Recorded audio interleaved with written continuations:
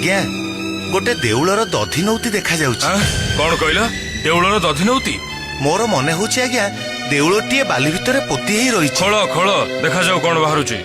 आज्ञा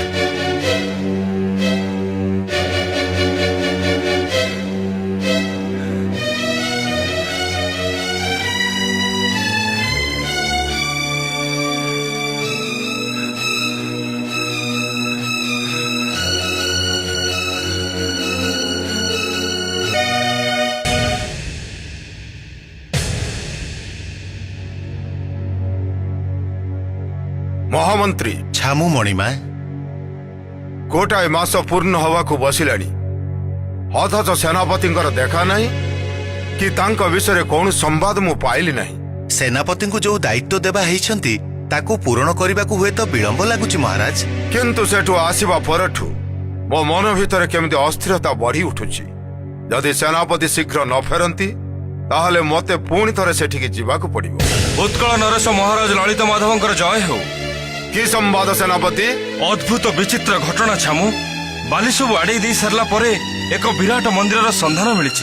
से मंदिर रे अपूर्व कारुकार्य, प्रस्तर मानक देहरे अपूर्व शिल्प चातुरी, तार किछि दूर रे एक विराट बटवृक्ष। एतिरे नूतनता कौन अछि सेनापति? उत्कलर प्रस्तर शिल्पी माने सुप्रसिद्ध, तांकर कारुकार्य जगत विदित। किंतु से कहार मंदिर? कोउ ठाकुर सेठी पूजा पाउछंती? मंदिर शीर्ष रे चक्र थिबारु ताहा निश्चय विष्णु का मंदिर। किंतु किंतु मंदिर शून्य। कौन कहउछंती सेनापति? मंदिर अछि अथच देवता नाहंती? कौनसी देवता नाहंती मंत्री महाशय। मंदिर गर्भगृह रे एक उच्च प्रशस्त वेदी अछि, किंतु शून्य वेदी। मु बुझी पारुनी, किछि बुझी पारुनी। मंदिर भितर देवता नाहंती अथच एते सुंदर मंदिरटिए। महामंत्री कौन हेई पारे यार कारण?